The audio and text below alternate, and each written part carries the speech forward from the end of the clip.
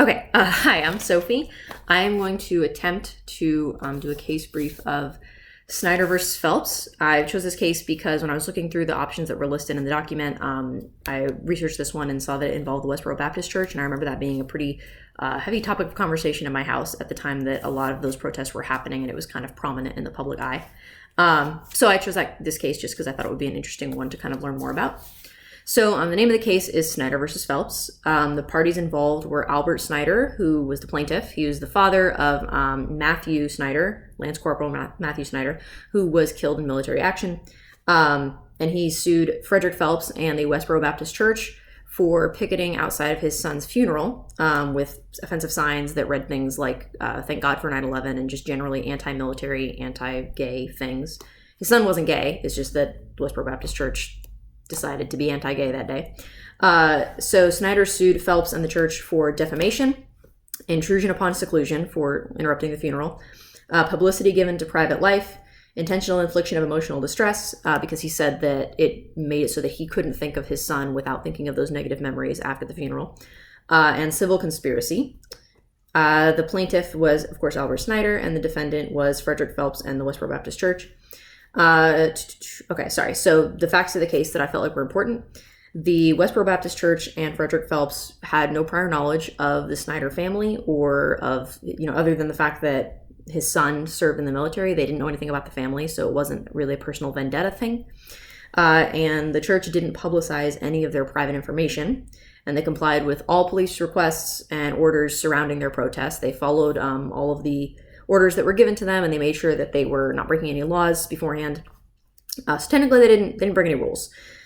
The proceedings they started in the U.S. District Court of Maryland, where Judge Richard D. Bennett presided, and the jury found for the plaintiff and awarded Snyder compensatory damages originally, but the Westboro Baptist Church sought a mistrial. That failed, and then they sought an appeal. The appeal was heard by the Fourth Circuit Court of Appeals, which ruled that the lower court erred by asking the jury to decide law. So they reversed the jury verdict, and the court, sorry, there's a lot going on here. Okay, so then I went to the Supreme Court. And the issues that were being discussed, the first one being, does the prohibition of awarding damages to public figures to compensate for the intentional infliction of emotional distress under the Supreme Court's First Amendment precedents apply to a case involving two private persons regarding a private matter? So that's a lot. I took that to mean the fact that there is already a precedent in place set by the Supreme Court that you're not allowed to award damages to public figures in order to compensate for them causing emotional distress. That's precedent's already in place. But does that apply to this case that involved two private parties? The second issue that was of concern: does the freedom of speech that's guaranteed by the First Amendment trump the freedom of religion and peaceful assembly, also guaranteed by the First Amendment? Because the Westboro Baptist Church was arguing they were within their rights, and they have the right to free speech. And does an individual attending a family member's funeral constitute a captive audience who is entitled to state protection from unwanted communication? The reason for that issue being because there were a lot of people in attendance at this funeral. Would they be considered a captive audience? And was the Westboro Baptist Church then in the wrong for going and picketing in a place where they couldn't avoid seeing those signs or hearing that message? So the holdings / reasoning.